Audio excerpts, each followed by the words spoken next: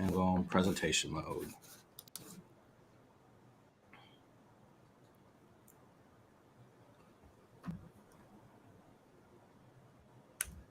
Go ahead and share the screen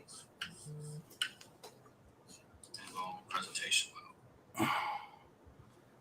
Oh, there's a big lag time for your speaking.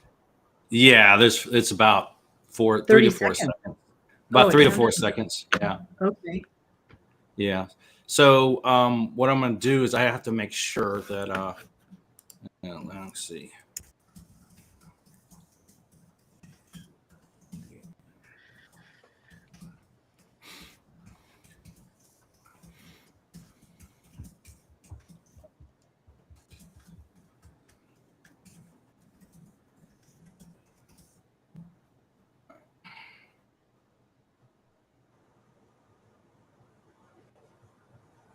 Oh, that red flag doesn't block us. We're actually viewable.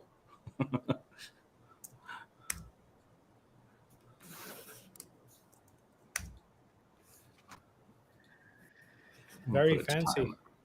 Yeah, it's pretty cool.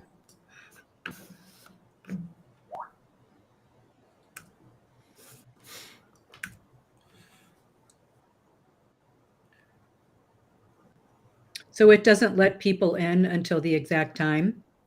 Oh no, people are in. So on we're live right now. Yeah, we're live right people. now. So we can't see people? No, you cannot see people. It's not like a Zoom. Oh, so well, what I do hello. is I actually open up. If you can see on my phone, I can see the chats and things like that there, and I can see what's happening. So I can see the delays and stuff. And I also have my assistant that's going to relay any of the links and stuff like that. That's one bummer thing I didn't like. I like about Zoom is you could see everyone. And one time we tied Zoom into Restream, and that worked pretty well. But it got a little complicated, and so sometimes it's not worth it. So we're doing Restream only now, huh? Yeah, we're doing Restream only. Well, we're doing a LinkedIn event for the registration, and once they go to LinkedIn, they'll click on the link once they register, and they'll go to the live. So we're gaining people right now. We have about 14 people that are jumping on board, and usually most of them will show up about a minute after. So are you you're recording this, Troy? Automatically. Oh, interesting. Well, I'm learning a lot this morning, and I'm sorry I won't be able to see the people, but we'll be able to see messages on the side, or you will be able to see messages on the side?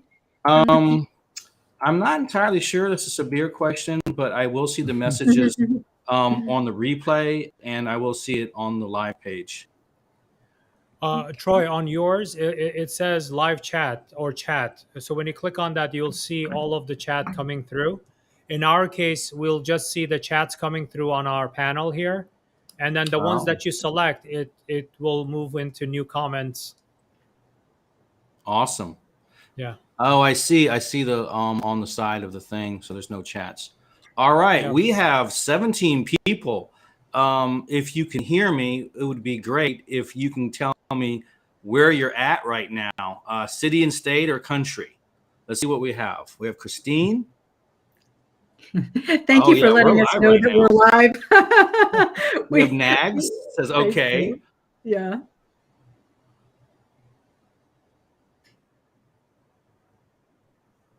And it's kind of weird because there is a 4-second delay.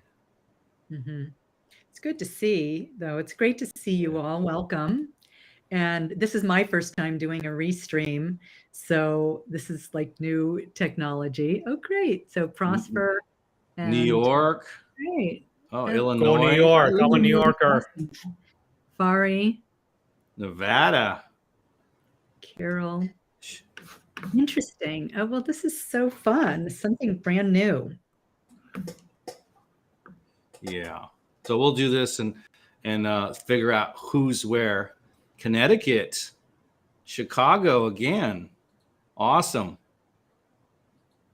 Oh, great. Alicia, I grew up in Highland Park, which is near Chicago. My hometown. Yeah. I'm from New Awesome. York So we'll City. go ahead and get started. I want to say thank you for our panelists to join the show.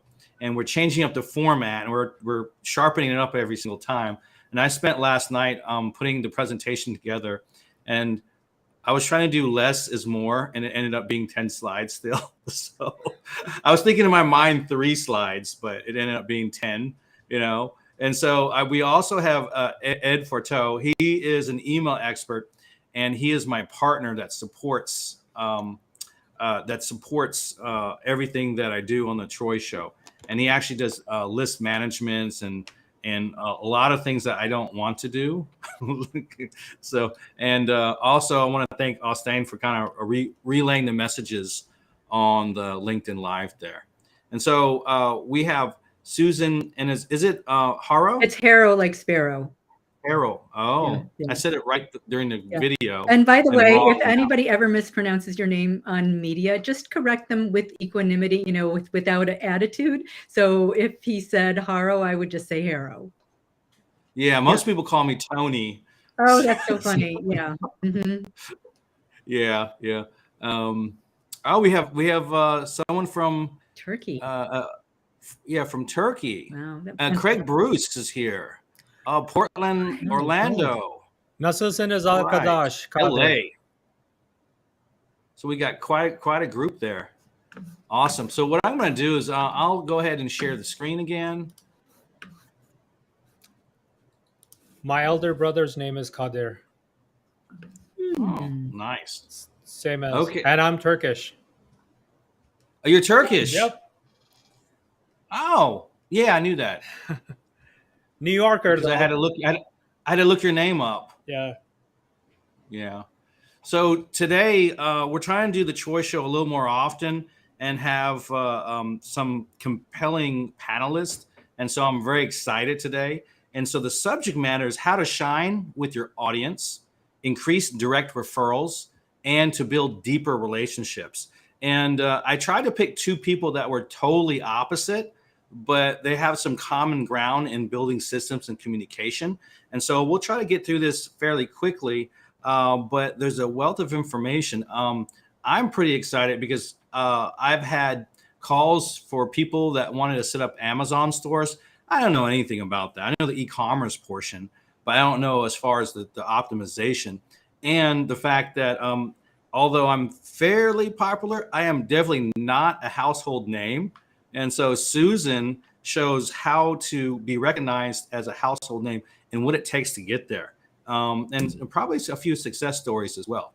So first of all, we have Susan Harrow. She helps clients shine in the media spotlight. And then we also have Sabir, and is it Semerkant? That sounds Is that good. correct? Sounds good. Let's go with All that. right, we'll go with that. Close enough. You know, yeah, all right. And you're helping commerce owners double their daily sales, and I'm sure there's a lot of strategy in there. And of course, me, I'm a LinkedIn guy. I'm the not so boring LinkedIn guy. So if you're doing business on LinkedIn and you need help, I'm your guy. So I want to give a quick intro first to Susan Harrow. She helps clients shine in this media spotlight. So there's 3 areas: media trainer.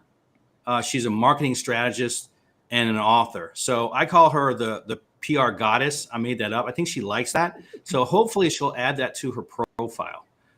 Yeah, we'll see.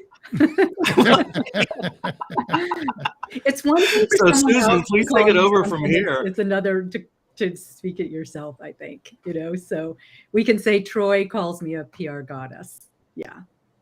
Okay, yeah. That way I don't taint your reputation. So Susan, can you tell me a little bit about these 3 areas?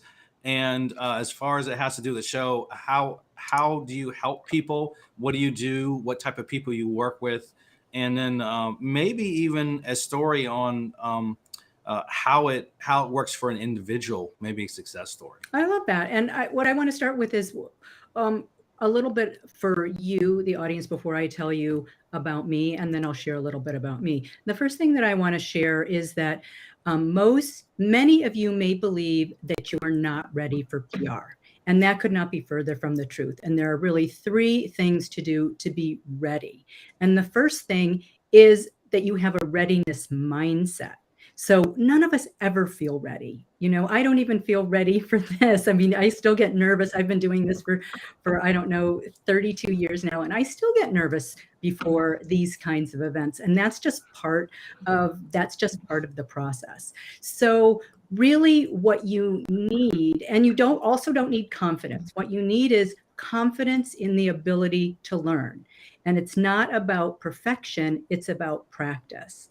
And the 3 things that you need, that's number 1. Number 2 is you need to have a hot hook or a great angle that the media wants and that connects to your audience. And it's got to be something topical and trending, something that's going on in the culture today.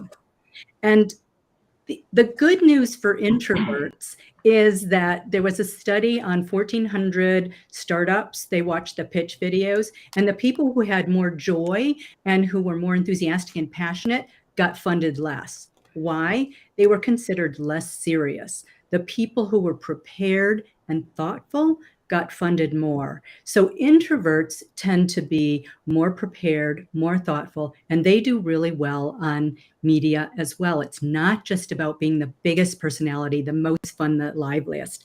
The third thing is your messaging. You want to have your messaging down that's solving a problem, that's educating, or that's entertaining.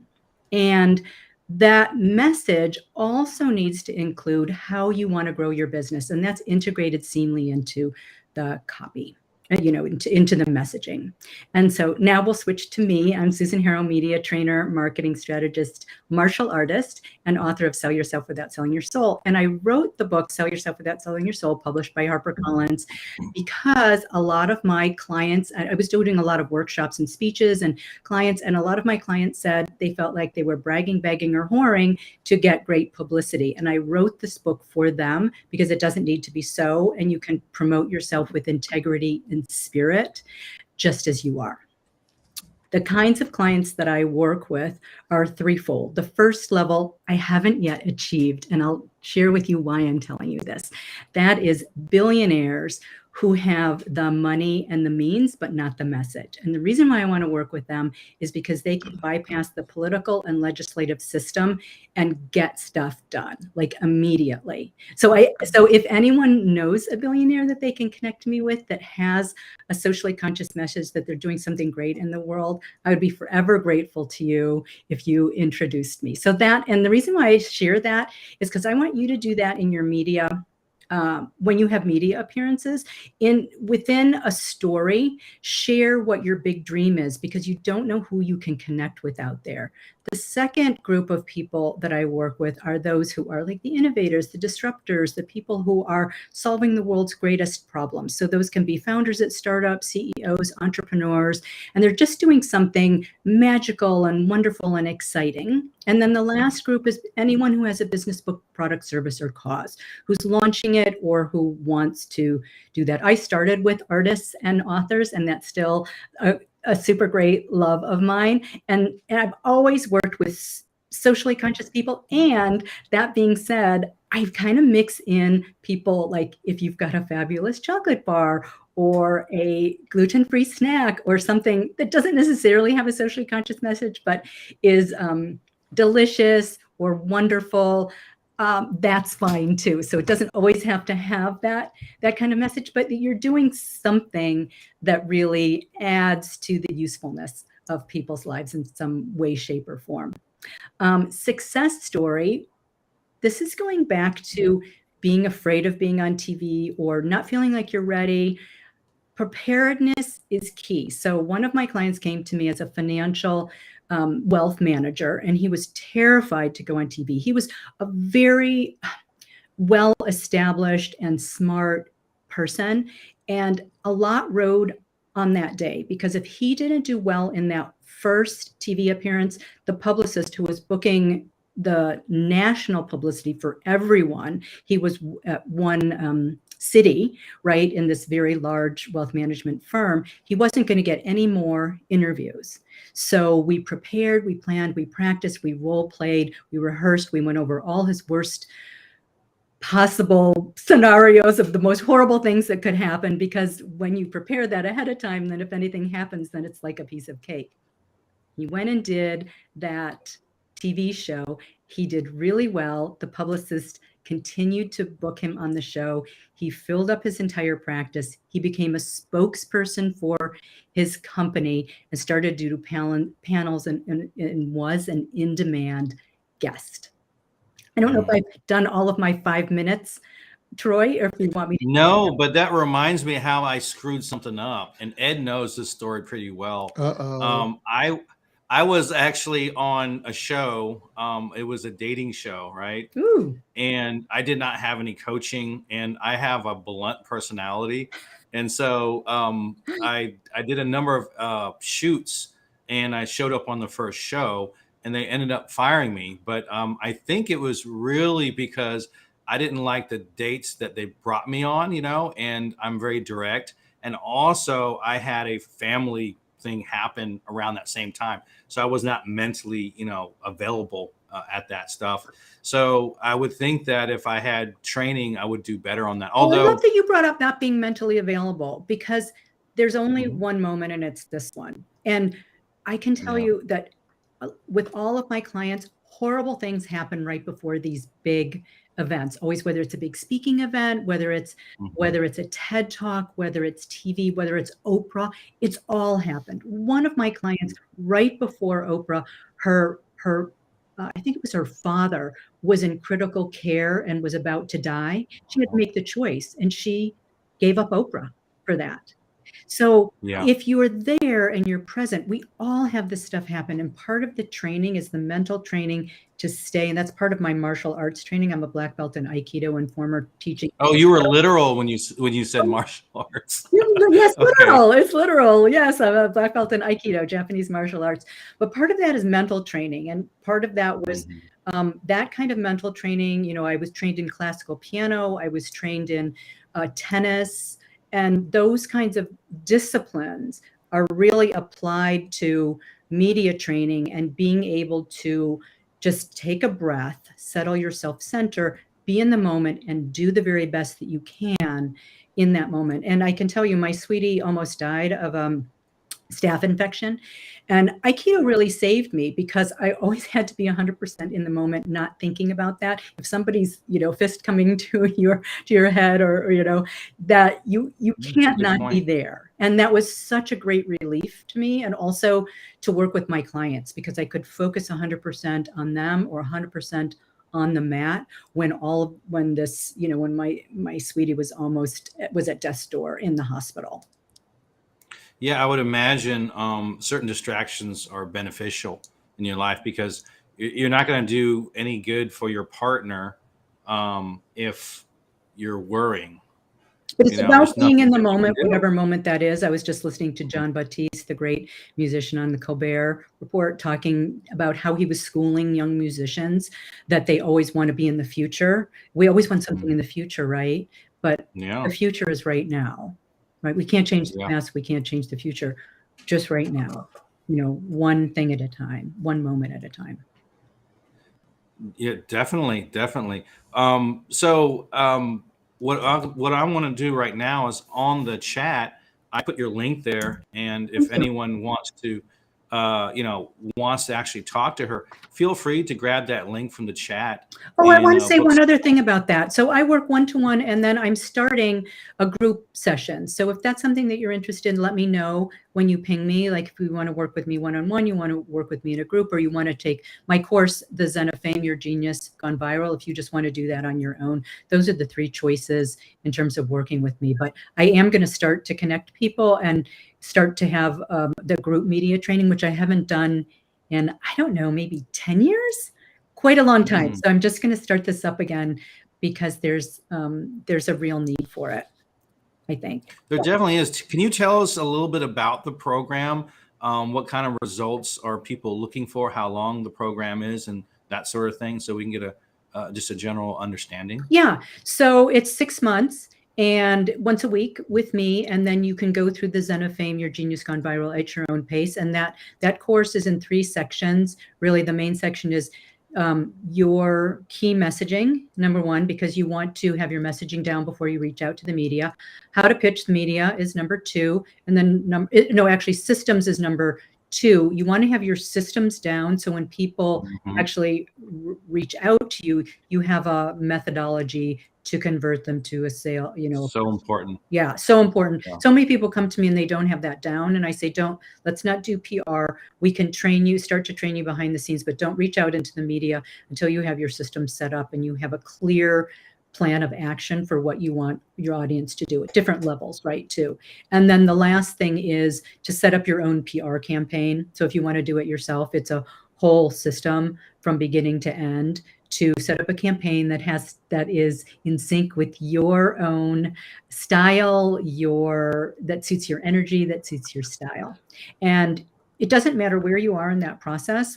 When I've done this in the past, we've had people who were like experts who've been on the media quite a lot and brand new beginners who didn't even have a website. So that part doesn't matter, because we just start where you are, and then we start to work on that messaging and those pitches and what makes you you, and then eventually to that thought leadership. So those levels are, expert, authority, thought leader. Right now. So when a lot of people work with me one-on-one as a thought leader, they may be working with me, a minimum of 3 months, but most people go on 6 months, a year, several years, because developing that kind of thought leadership is an iterative process. And we're always looking at, like one of my clients right now, she just did some panels and she did some speeches. So I'm always looking at those. What did she do well? What do you want to shift for next time? So you're continually improving and going higher and higher and higher in terms of the leveling up of your skills and the leveling up of media. Does that make sense? It does. Imagine, I always feel it's, 12 or 13 weeks till you can make some good progress, but that's an iterative process. So that's literally like 3 months. So imagine in 6 months, you can see progress, and correct me if I'm wrong, but I would think that you would see good progress in about 3 months, and then another level of progress at month 6. Am I just making this up, or? I love your imagination. Yeah. Everybody works at their own pace. So I can't predict when they're going to make a leap. Like some people, some people make leaps right away and learn right away. I have a couple of clients right now. They just like get it and they're off and running. I've got a client who's a spokesperson for her industry. She doesn't know, and she's expert in her industry, but she doesn't know anything about the PR industry. And every time I talk to her, and one of the things that we're working on with women in particular is women who lack or lose confidence. Most of these women are highly skilled. So that's an internal perception. So we're working on your internal strength and confidence, as well as outward techniques and things that are more strategic on the outside. So we're both working inside out and outside in, both, because both levels at the same time. It's really, when you start to do PR, it's as much personal development as it is professional development. And in fact, one of my other new clients who just got 50 million in funding and has an app that's really transforming 3 different industries. I was media training him for a TED-like talk. We just had 2 hours on Zoom.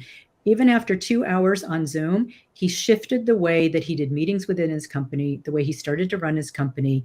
And then what happened was he had been telling his signature story in a certain way. And with me, what happened is he told it in a completely different way, new way. His PR person was there with us. And she's like, oh my gosh, I've never heard it. You tell it this way. It's so much more. We honed it so it was much more potent. Yeah. And then the very next thing that happened is they had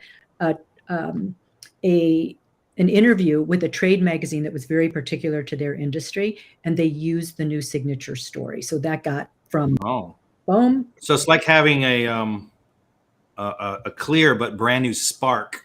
Yes. We can't see our You got own that one right. genius. We don't see our own genius. So part of the process is me pointing out what's fantastic about you, what you do well, and what you should let go, and what maybe doesn't work so well for you. And part of it is distraction, and part of it is, are you reaching your goals? Is the message turning into money? Is the message Yeah. turning into awareness? Is the message turning into the perception that you want? So you master yourself to master the media. And that's really just practice. Yeah, that makes total sense. Well, it sounds very exciting. We'll have some questions a little bit later for you, and I have a couple of them. And when the Q&A comes up, I invite everyone to go ahead and ask questions for both Susan and Sabir. Speaking of, Sabir is next up, and he is an e-commerce specialist. And it's kind of funny. I recommended him to other people that he's already talked to. So sometimes he's like 2 steps ahead. I don't know if he knows that or not, but it's Sabir, if you really want to talk about what you're doing and how does that, kind of relate to systems or building better relationships or referrals, I would love that. Sure. I mean, in my vein of work, it has to do with B2C. Can you guys hear me or? I Yes. can. You can bump the volume up a little bit if you like. Okay. How about now? Is it better? Yes. All right. Yeah, for some reason my microphone decided to go down a little bit. So I do B2C e-commerce or B2B e-commerce. Both of those two things is a very different type of communication with the consumer or the end customer in case of B2B. What I do is I have been in the e-commerce business for 25 years. Just before when we were in the green room, Susan asked me, and I said, the reason I know the answer to certain things is I have pretty deep scars on my back, Hmm. and You've you been through the pain. Yeah. We're asking you a couple of questions just for Restream alone. yeah. Right. And He's a technical genius. And yeah. I hope you're going to mention that you were just in Harvard Business Review, because that is such That's a prestigious hot off the press. So yes, really I actually co-authored an Oh, article on congratulations. selling on Amazon, how companies can actually evaluate whether they should or should not sell on Amazon, and not every brand and every product belongs on Amazon. So this article is a very extensive article, and one of its first kind. Uh, we published an Amazon scorecard, which actually takes you through that process of evaluating whether your brand belongs on Amazon or not. And I have been working with Amazon for more than 20 years, and I was involved in, as an outsider, I was involved in the launch of the health and wellness category on Amazon, and later on it was Amazon Fashion when Amazon decided to do Amazon Fashion. So I think Amazon's deciding to do a lot of things. yeah, but not Like everything, not a every lot. brand belongs on there, and not every category belongs on there. So you have to determine, but there are certain categories that definitely belong on there, because it's like saying that no, I don't want my product at Target or Walmart.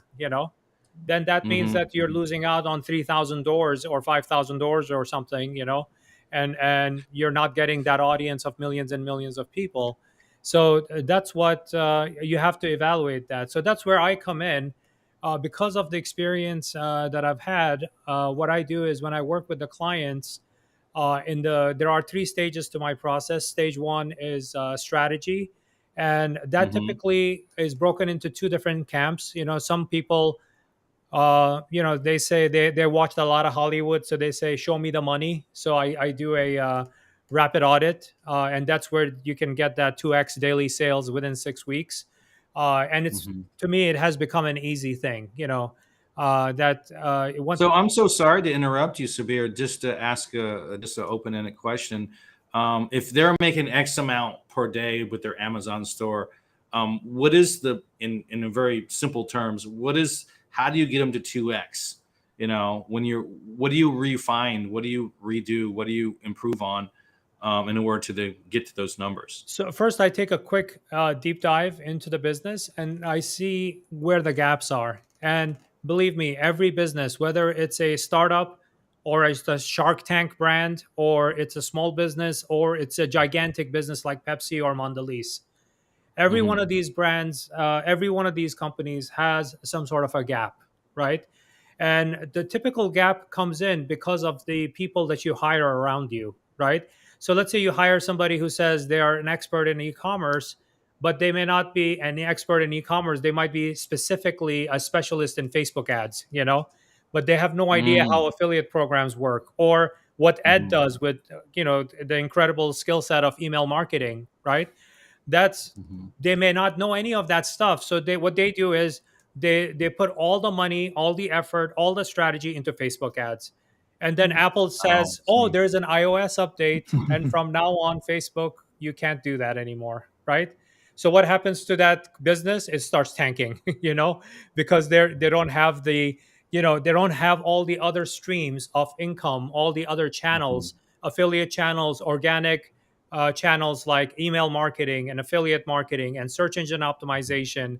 And a lot of people, for some reason, they decided that for e-commerce, or even for paid marketing, they don't want to do Google ads. And Google ads actually has more expertise and much more a bigger reach than Facebook does. And Right, that's right. when I spend that, like, literally 72 hours with a brand. In the first 72 hours, and sometimes it's even 5 minutes, you know Mhm. that that's what I'm looking for. What's missing? If Mhm. they're doing the other thing, I'm assuming that they're doing the Facebook ads well. Even that's a huge assumption, because when I start digging in there, I find out that they're going too broad with their audience. Their message is not Oh, yeah. right. Their creative They're is not not dialed right. in. Yeah. They're not, none of their messaging is dialed in. They don't have that emotional connection with the consumer. Mhm. When we start talking about the topic of this show with communication, right? We will dig more into that, because if your message is not right, and how Susan said that, if the person doesn't have the process and the artifacts ready, they're not ready for PR. And when brands don't have those things lined up, and the things that I observe as the gap between succeeding and 2xing, by the way, that's my minimum commitment, 2xing. I have taken brands 10x them over a period of time, you know, Mhm. because the thing is, my clients actually sign on for a longer period of time, not just 6 weeks to just do my magic show and move on. They like what I So deliver. what you do is you prove what you're doing, and you only advertise the minimum, and then when you get above the minimum, they're extra happy, Oh yeah. and that's really what happens there. Yeah, congratulations for being published. I pushed this confetti button here, Thank you. so for a celebration. I think that's so important. What Sabir said too is that you want to go to the channel where your people are, and it's the same thing in PR. And I know it's Yeah. very tempting to say I want to be in the New York Times, or I want to be on Good Morning America, or I want to be on CNN. But where is your audience? Because that's where is your audience, and are you saying the kinds of things that are going to connect with them? For Sabir, it's, are you saying that in an ad or a video, right? For that. And in media, or even the right type of channel. the right You type of know, channel, you have the to meet right them where type they're of at. audience. Exactly. And where Hmm. is your audience? And so one of the myths and fallacies of PR is just go big and try to get as much national publicity as you can. And that may not move the dial on your business. It may give you a credibility logo to put on your website, and that's going to be helpful for sure. Hmm. But if you really want to grow your business, you want to be strategic and find those channels that are going to connect you deeply with your audience, to engage with you at whatever level they are right now. So some people are not ready to buy, right? They're ready to get your free thing or ready to engage. And you want to have a strategy that's current for right now, strategy for the middle, and a long-term strategy. So you're continuing to build your publicity in a strategic way. Does that make sense? Yeah, I mean, It does. if you look at, I have quite a few friends in the South. I live in New York. I'm a New Yorker. In the South, there's a saying, "Don't spray and pray." Right. When you spray and pray, especially with e-commerce businesses or retail businesses, spray and pray leads to bankruptcies, very quickly, because you're not talking to your audience, or where you thought your audience was. For example, let's say you're a men's razor brand, right? And now you want to do advertisement on Pinterest, but the Pinterest audience is mostly women, right? And you want to keep on, because person said, "Oh, you did already Facebook and Google. Why don't you go to Pinterest?" No, it Mm. does. Your brand doesn't belong on Pinterest, unless you have women's razor, that you could sell, so that's why it's important to getting the message right, understanding, and it's more like surgery than spray and pray, right? You have to be a laser surgeon, and you have to make sure that where you're cutting and what you're doing is precise, and it's very intentional. Otherwise, you're going to end up spending so much of your marketing dollars. One of the things a lot of brands bring me on, and companies and company owners bring me on, is to identify waste, because there's a ton of waste. There's a old saying that how much of marketing dollar is wasted, right, versus what's useful. The thing is, with e-commerce, it's very easy to identify how much is wasted, and that's when I get involved. Not only do I see where the opportunities are, but also the opportunities to shift budgets where it doesn't make sense for you to be spending on. And what's crazy is they just keep on repeating the same thing over and over again, because the person Yeah. doesn't know any other way of handling traffic, because their Yeah, a lot of expertise is times they're Facebook. inundated. I would imagine a lot of times they're just inundated with their current job, and it doesn't allow them to even open up to other possibilities. It kind of reminds me, I think I want to say, I was 18 years ago. I was a creative director at a company. I was a developer and creative director, and we had to get a project done. It was a web development project, and I said, okay, for this type of client, it'll take say 3 weeks to get this thing done, right? And so I was told I had to work with the developers upstairs, and they said, okay, we need 5 people. It'll take 4 months, and I couldn't understand why it would take so long. You're talking about fat, cutting the fat out. Mhm. And and I was like, well, why would it? Well, you have to do this. I said, but you're missing the point. This is this type of client, so they don't require that. They require this. And they said, well, why don't you just do it yourself then? So 3 weeks later, I was completed, and they would never talk to me again.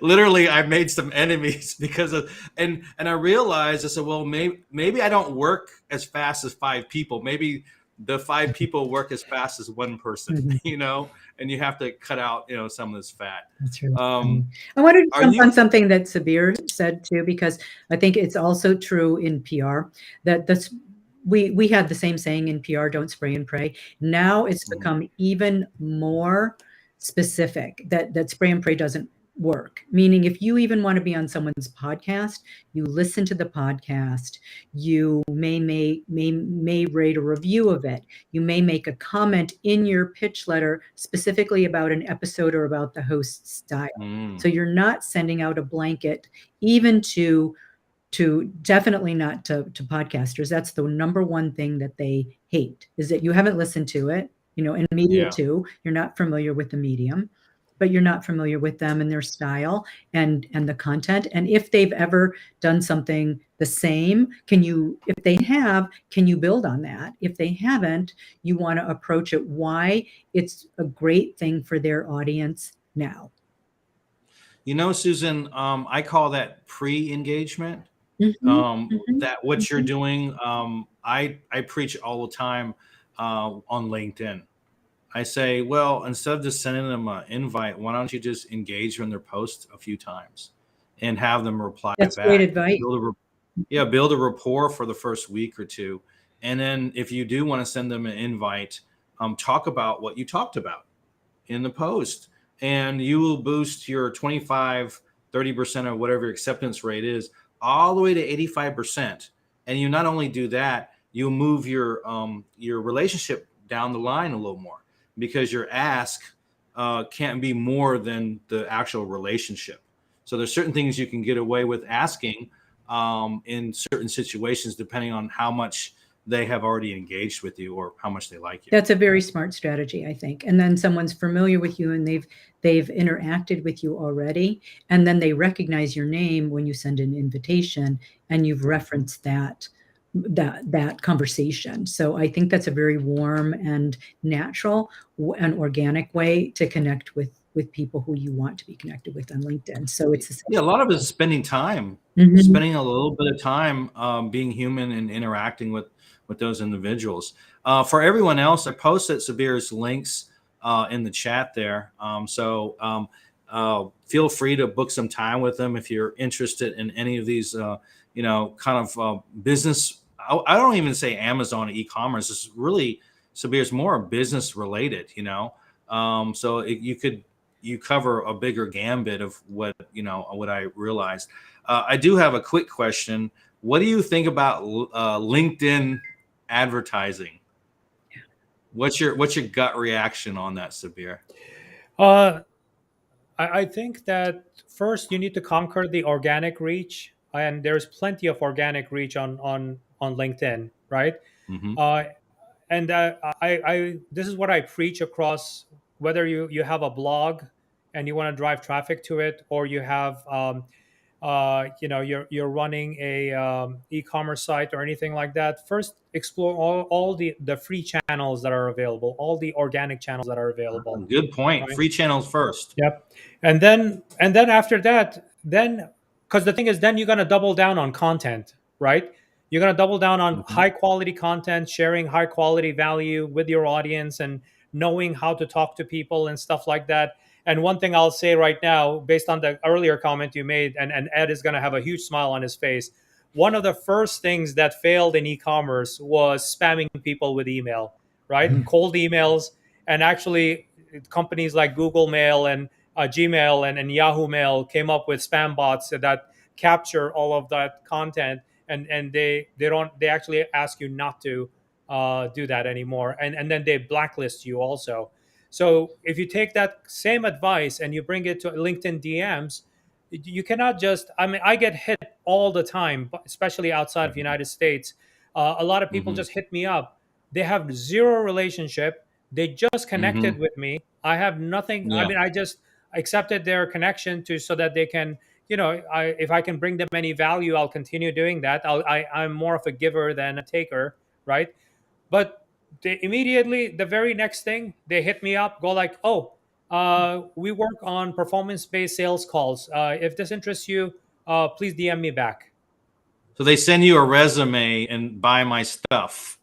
They send you a buy my stuff message, right? Yeah, like what first tell me who are you, right? Introduce me, introduce yourself to me. Tell me what value, not obviously you have not delivered value to me, but if you have delivered value to XYZ, ABC, and KLM, tell me that, right? Kind of, think that we're in a private party where you're approaching me to tell me who you are. You're not going to you're not going to be a car salesman and take out a business card and go like, you need to come to my dealership and buy the car right now. We're at a party. Car salesman you might do have that. to slow. I'm sorry, Ed, go ahead. Car salesman might do that though. Yeah, car salesman might do it. If he's really good, you'll buy the car. No, but I call that slow dating. Yeah. And I have a story I almost tell every time, and a lot of people are tired of it. But what you're describing is the same thing as if I went up to this beautiful woman and I said, I find you very beautiful. I want to have 2 babies with you. And you get smacked in the face, right? That's terrible dating because you bypassed all the little interactions that plant an image of your head. Now you're just some jerk that wants to have a baby with you. So these people want to have a baby with you, and they don't even know who you are. They don't know your genetics. They don't know if you're going to take them for all their money. They're clueless. So I think that LinkedIn as a platform has made some adjustments. They have a spam filter. For example, if you send more than X amount of messages that are the same, they just won't get delivered. If you send more than X amount of messages, it'll stop you from doing it. If you get complaints on it, they'll turn your account off. after a certain point. I haven't even had my account temporarily removed just because I was traveling. So they're and of course they were saying, oh, your account got compromised, and that was not the case at all. It was just that I was literally traveling and I had different internet connections when I was going over there.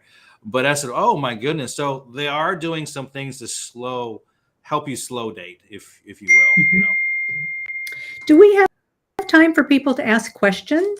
I don't know how that works on here. I'd love to hear I'd also love to hear if there were any ahas or things that you want to take away, or jewels that you heard any of us say that are important to you, and then what questions you might have for us, either about your Amazon or sales platform, your ads, or strategies around building a business that way with both organic and ads. And then for me, anything having to do with publicity and media training. I'd love to hear. I'd love to hear. And yeah, feel free to go ahead and see those too. Will I be able to see those too? You will. On the right. You should be able to. Mm-hmm. So what I'll do while people are asking questions, sometimes the group is a little shy. Oh, yeah. Your questions are very welcome. I promise to be gentle, and everything is, I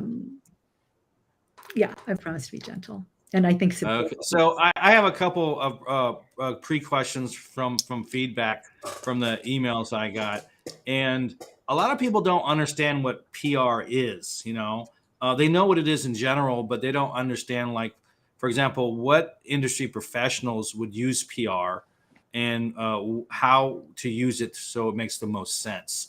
For example, if I am an author, or if I am a coach, or a professional that will allow you to, create a solution or something. So what are the most successful professions that PR really, really helps? Yeah, it really helps most professions, because what the difference between advertising and PR is you don't pay for it. So you've passed a credibility barrier, whether it's a podcast or whether it's a TV show. You've been vetted, and people understand that, because you're using the credibility of the channel, whether it's a CNN or CNBC or a Forbes or an Inc. or a Wall Street Journal, that they have qualifications for you to get in there, that you've passed. That puts you above and beyond your competition. It's especially helpful for people who are toggling between authors or speakers to have, and then when they see that you've done media, and even to get a book deal, that they want you to have done media, that is a way to establish your credibility, recognition, and eventually become a household name or someone that's recognized. The other thing about publicity, it's to be seen everywhere. So when people start to see you on these different channels, and by channels, I might mean medium. So the TV, podcast, radio, print, blogs, then there's the illusion that you're everywhere. When an author does a book tour, they're typically going to all of those different places. So they want you to hear about their book in that time frame to try, usually everybody wants to get on the New York Times bestseller list. So there's a very constrained time frame to do that, to sell books. So you'll do a very intense book launch, medium, but it's really about credibility and recognition. And then the media training turns those messages into money, because lots of times you can be on as many programs and shows and blogs and social media, but if you don't have your messaging down, and if it's not connecting with the audience, and you're not clear on how you want to grow your business, it's not going to you're still going to get the recognition and the credibility, but you're not going to get the measurable movement on growing your business and brand. Oh, again, with the surgeon analogy, you have to you have to pinpoint what you're doing and why you're doing it. So someone asked, I think a website where your courses and fees, it's prsecrets.com. And I know that Troy popped that up later, but like prsecrets.com, and everything is right there. And we're also giving away a free, which I recommend that everyone does too, give away something free on any possible media outlet that you can give. Today, I'm giving away, you can have anything on my website, but the 50 editorial calendars, if that's something, that's for magazines, because that's one of the easiest way to get publicity, magazines and then podcasts.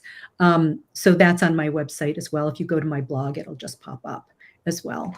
What were you going to say, Troy? I'll stand. If you can, go ahead and add all three for links to the chat right under where And then Dara asked. Amna says there's so many podcasts these days for personal brands. Is it advisable to start your own podcast?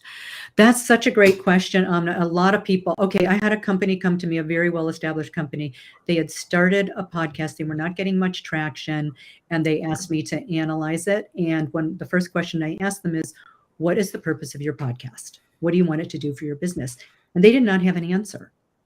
So the first thing is, it takes a lot more effort to start your own podcast. And there's a lot of technical stuff behind the scenes. It's not just getting up there and blithering about something that interests you or trying to get guests. There's so much preparation in it that I recommend that you start by being a guest, because those people already have an audience and an established, and if you choose the ones where it's the audience that connects with you, you're in a sense, borrowing that audience. So it's like a joint venture, and you can also connect with the podcast host. So if you have things in common, you may be able to establish an affiliate relationship or a joint venture partnership or some kind of partnership, and then they can connect you to others. So I would recommend guesting on podcasts. Start with the smaller ones first. Don't go after the ones where they have the super famous people, because you're not going to get on those, right? So look at the guests, see who else. Don't make yourself really sad and go You after go to stuff the that next tiniest level up, so you can level up a little, but you don't level up. It's like people come to me and when they wanted to be on Oprah, and they've never been on any TV show. So that's like trying to run a marathon without walking a mile. You have to put in the chops. And it's the same with podcasts. So start small, start with people that you admire, listen to them, see what resonates with you, and then begin getting, again, the targeted pitch is really being very specific about the benefits that you give to their audience. Yeah, one reason we started this live streaming, well, it was a Zoom meeting to start out with. Now we're using Restream to go out. We don't quite have a podcast yet, but there were a lot of people that needed help in these areas of life, LinkedIn, and leadership. And I simply couldn't take all the meetings. I was like, well, how can I give back to the audience? And so through that, I actually bring, clients come through the channel as well. So that's always a good thing.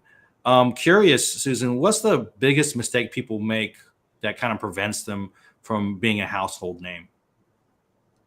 The biggest mistake is that they don't have their messaging down. They don't have their sound bites down, and that they don't have a clear content engagement strategy to build their business and brand. And it's not a great idea just to go out there and just get any kind of media placement. Like I said, it can sometimes build those logos, but in the end, that's not a solid strategy. It's really about being very intentional about solving that problem, educating or entertaining the audience, and really connecting deeply with that audience and making sure that they have a clear path of action to what you want to have happen. A lot of people come to me and they haven't formed the intention of what they want to have happen from their media. They just want to get on the show, or they just want to get on the blog, or whatever that is. It's about, what do you want that to give you? And what is it going to give your business how is it going to open up your future?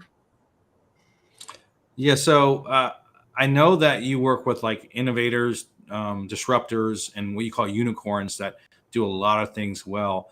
But I'm curious on as far as the levels of success, because I remember us talking one time, and they could be an overnight success in some respects, and 3x their business on a matter of a day or two, depending of what events happened prior. So I'm just curious on, like, what does success look like? From maybe from the beginning level to for the end, for the higher end level. So if you can kind of verbalize different types of success. It really, I want to know, what is success to you? Because that's what Mhm. we're going for. So one of my current clients now, where she's in the middle of a campaign, and she just got asked to be on the cover of a magazine that is her exact target market. So that is Mm. something that happened. She's done really well on her. I've been media training her specifically for television, those super short 4-minute spots, which is very, very fast paced. So you have to get a lot of information in there. And what we Mhm. work on is her thought leadership, create the framework around that. And here's how we're going to answer the questions no matter what they asked. And that started to open up more opportunities for her. She wants to connect with, she's got a very robust business anyway, but so part of her campaign is to shift perception about a particular topic. And I'm being vague about that because I always ask permission from my clients before I talk about them, You say, I know this person that does this thing, Yeah. and So, they didn't do the so thing for very well, her, and now they're doing the thing awesome. yeah. So the great thing for her is that she's got the intentionality. She wants to shift perception on something that's very important that's going on in the culture today. And Mm. because she's doing so well on these TV interviews, she's being invited now. And that's really ultimately what you want, is once you've established your expertise, is you want the media to start coming to you.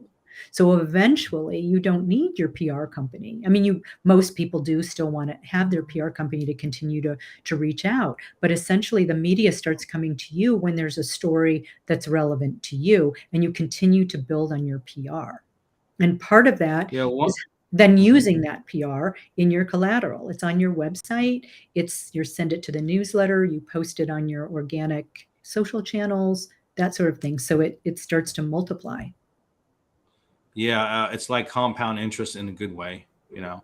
Yeah, compound interest. So one question for both of you, and I think a lot of us struggle with this, is that we're doing a lot of things, and there's a lot of things to do, and you have life as well, and you need to avoid burnout. And one of the things I do is I create systems that have time limitations on it, so on purpose, so I don't go over and overlap on some of the other things I need to do, or know when I need to get off and things like that. And that's one thing I do for burnout. I just have very, very clear systems that work pretty well. And sometimes I do overlap. But what would you, both of you, suggest as far as balancing, to avoid burnout and before you're actually successful, or what you consider yourself successful? I've talked a lot, so I'm going to let Sabir take. Yeah, Sabir, did he go to lunch or Yeah, something? because I want to have him. And by the I'll way, let you sip water. That's good. opposite what you want I to do mean, on Yeah. a panel. On a I panel, you think always want to jump in, but I've been jumping in a lot, so I want to give Sabir the floor. Yeah, Sabir, let's do it. all right. I think that every professional needs to figure out what they're great at, right? The skill set that they have that they're great at, and the things that they're not so great at. That's when you start getting burnout, because you're Yeah. trying to learn at the same time run. If you can find the same, if you could find the same kind of if you want the output, and now you're putting in 60 hours a week trying to do your podcast like Amna is trying to do, right? With her podcast, does it make sense to do it or not? There are so many things in doing a podcast.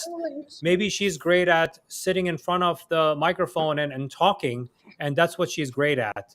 But when it comes to producing the show graphics, when doing the podcast text and description and stuff like that, that's not her expertise. You know what? There's a platform like Fiverr. There are people you can find on LinkedIn that freelance. They can do Mm-hmm. that for the fraction of the price you could probably think of. That's going to be worth your while, and just it's a lot better to just go and pay for it and get that skill set. And probably they're going to do a fabulous job compared to you trying to struggle through those things, and you focus your time on the things you do really well. I mean, I give this advice also to not just podcasters, but also to business owners.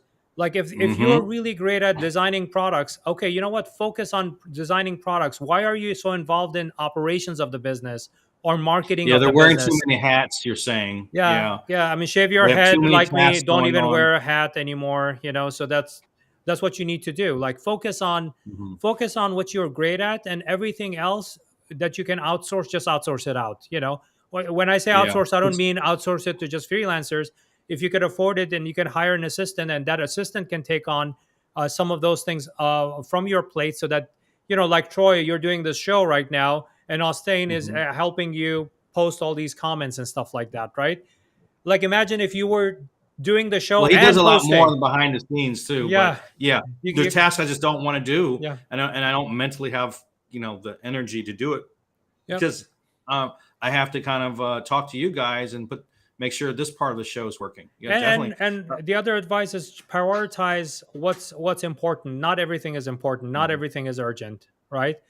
Just Yeah. identify what's the most urgent, important things you need to do. Everything else goes on a list and eventually gets to it. There's a story about Warren Buffett and his driver, I think, that he asked him Hmm. to write down 10 things, and then says, okay, what out of these 10 things, what are the Susan, I'm probably butchering this story, but I want to get to the point of it. Out of the 10 things, what are the two things that are the most important thing to you? And the guy says, these are the most important things. He says, okay, just these two things, make sure that you focus 100% of your time on those two things.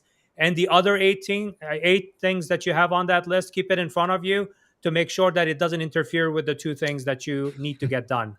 Right? Well, I think part of the issue is us being human. There's certain things that you want to do versus the things that you should be doing. You know, like you may feel a little creative, like what, I want to do this. I don't know, say this presentation or whatever. Right? It's a little fun. Say it's fun for me, but say it was not important. Say it was more important to book the panelists and verify their story first. And you have to identify that the difference between things that you want to do and things you should do, because like you said, a lot of those things, they're on a low priority. And I Yeah. love the Warren Buffett story, Severe. I thought that the point well made. And I think we all lots of times get distracted by our to-do list and not our to-be list. To be list, I like that. I think that's going to be my next post. Oh, good. Take it. Yeah. I mean, So by the another way, thing Troy, too. just before you jump Yes. into that, Susan, what you just said, there's a whole industry, software industry, dedicated to doing to-do lists in a very fancy way. Trello, Asana. I mean, I can go through the list, right? Everybody has Mhm, their mhm. favorites, Yeah. Uh, my ideal situation is, you know what? If you cannot put it on your fingers, like these are the two things I need to accomplish today. That's it. Two Mhm, things. There's no need for a mhm, list. mhm. Just two things. I love Well, when you were talking about Sabir handing it off to someone else, if they are repeatable tasks, you can do that by creating a surface operating procedure. So you literally on a document, you take a video of these different tasks. If this is how you do it, this is what you do. You put some of it in writing form, and you create a training document, and you hand it off. So you can save a ton of work, because on any business, the percentage shifts per business, but a large percentage are repeatable tasks. And if you can outsource that or have someone else do it, and like you said, work on the things that are important, your life becomes a lot less stressful, and you can concentrate in bringing in the money and satisfying the clients. Absolutely. Do we have any Absolutely. other questions? I don't know how many. I don't know if you can share. I see some people had to leave, like Craig. So happy he was here. Yeah. And Well, I think my daughter caught the eye of someone. yes, She was busting in the. She does that. I'm like, Rita. hush. Yeah, that's very. Oh, We could hear her. It adds liveliness. Yeah, on yeah, my she's on my super live funny. show is usually my cat. I have a very furry cat. Usually makes an Oh, appearance in the background, and I love I'm it. yeah, doing a yeah. I think live show and they our see last it, meeting. go like, "Oh, Yeah, there you go. There's your cat." They'll steal the yeah. show. Your cat will steal Yeah, the show, right? Your daughter, your cat. And the cat gets like right in front of the camera too. yeah. So I have a couple of questions on the screen here. If you're and we're gonna go ahead and wrap it up in a little bit. So I'll ask a few of these. But if anyone has any other questions at all, feel free. But if you're new to building an online store, what is it? What's the typical? What typically does it take to be what you consider successful, or they consider successful? Is there a time limit? 60-day. I know you had a 60-day thing on your profile. Yep. So how long does it take to be successful? The thing is, first of all, no amount of Sabir is going to fix a bad product, you know? So if you, for number one, you need to have a good product. And if you have a great product, then you don't really need a Sabir. Yeah, the product itself is going to do its magic, and people would love it. And an example of that would be like a Dollar Shave Club going up against Gillette. You know, people love Dollar Yeah. Shave Club so much that with his awkward and weird commercial that he did in his warehouse, you know, if you can search that on YouTube and look at his commercial. He's doing it like very raw YouTube video. If you have that, right, you're successful. I mean, I don't want to call it, I would hate to call it overnight success. My overnight success took 25 years. You know, it was a very long overnight, night. 25 years. So it's you know, it's something that you really need to, first you need to focus on the right things. The right things are, you need to have the right product, you need to have the right message and the right audience. If you have that, you know, then So success is maybe pretty where quick. you would come in, where you would come in would be, say someone has, I don't know, oils or some, I don't know, I'm making stuff up, and they have a, say, gym or a yoga studio or something like that, and they want to break out a product line, where you would come in, you would say, okay, how do I attract and figure out where this audience is, and those are areas that you would help them succeed. Because just because you have a good product, people don't know you're there. You know, you can't just build it and they will come. You have to have that following or understand where that following is. I imagine you would help them, you know, with some of those dynamics. And also getting the messaging right about the product itself too. You know, in most cases, good I point. see that businesses try to be too broad. You know, just like Susan said, that the message is too broad and it doesn't really apply to anyone. Everybody would love to be on Oprah, but your audience may not be on Oprah. You know, the audience for this product that you have may not be on this men's razor shaver. You know, may not be on Pinterest. You know, you have to find your audience. You have to find your message. You need to really focus your product on the right audience and tell that story, how it benefits that specific audience, right? And if you can do that through ads, you can do it through landing pages, you could do it through storytelling, through influencers that are focused on that product vertical. Your affiliates that are they write online articles and blog articles and stuff like that. You really need to focus your audience into that, and then you can be successful. What I do in that 6 weeks to 2x the business, I put that on a rapid acceleration. I take 1 week, because the thing is, I've been doing this. I've done over 1,000 brands already in my history, right? And I've grown them anywhere from 2x, that's my lowest commitment, all the way to 10x and more, you know, across many different categories.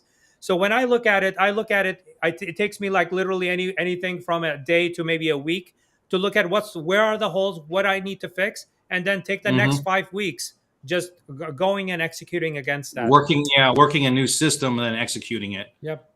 I mean, I have a method to the madness, basically. Well, I like the fact that you were talking about, because one of the things is how to build better, deeper relationships.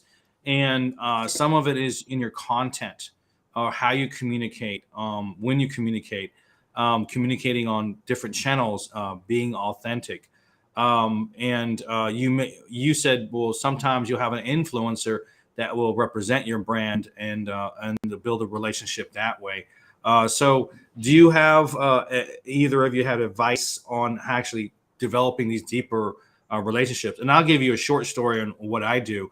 I take 15-minute meetings, 2 of them a day. So I used to get 35, 40 meetings a day. I have to taper it down, because I'm not doing all that. I have a business to run, but I wanted to have 2 slots a day, just to answer people's questions. So when they get on my 15-minute meeting, my focus is on them specifically, not necessarily on their business or their team. I want to solve one problem, their immediate pain, or at least lessen that pain. By doing that, they could take that back. They could, do whatever they can with that advice and see the change for themselves. And there's always three things I look forward to. Number one is if nothing comes out of it, you've put your energy into something worth 15 minutes. You did your good deed for the week. Everyone's happy. Number two, they will take that piece of evidence or whatever it is that task you told them to do. It will solve that problem, and they're serious about their business. They'll look to the left, they'll look to the right, and say, "Oh my goodness, I have 20 other issues I need to solve," and then they'll really hire you at that point. And the third is recommendations. So when you have a high value service, typically about half of the volume of your customers come from people who recommend you.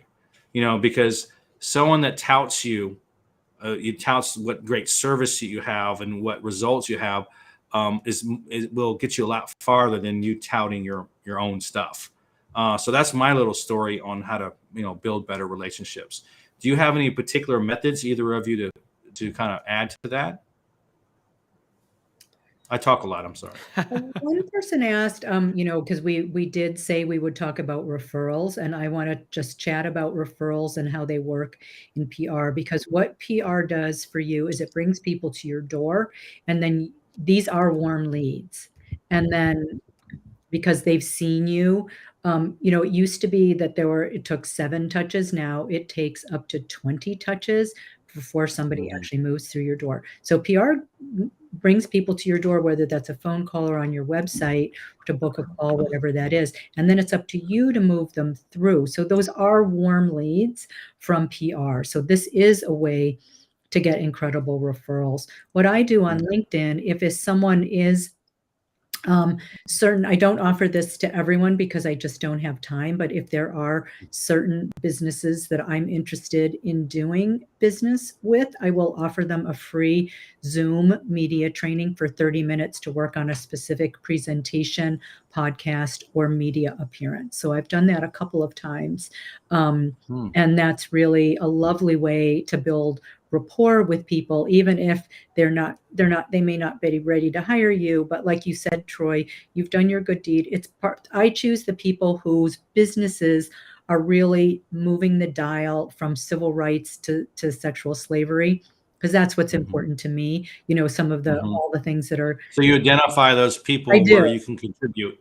Yes, because those are industries where you can contribute. Those are businesses that I want to specifically contribute to. So it's very intentional, because I have a very limited amount of time, and I feel like that's my way also of giving back. I mean, one thing that I do every day is click on that breast cancer site that also leads to giving veterans, children, pets, and click through on that every single day. That's not a way to generate any kind of leads, but it's just part of what I want to do every day so I can give back. It doesn't cost any money, by the way. It's just, you're just clicking and you're giving somebody food, you're giving somebody shelter. So it's really wonderful. But that's what I consider ways that I can give back. And of course, I just heard from somebody who 10 years ago, I comped them into my Zen of Fame class, and now they're giving me something back after that 10 years, because they were ill and they couldn't. There was just a whole host of things, and I'm just like, come on in. So I like to use my course for nonprofits as well, because most of the time they're very limited and they may have 10 people,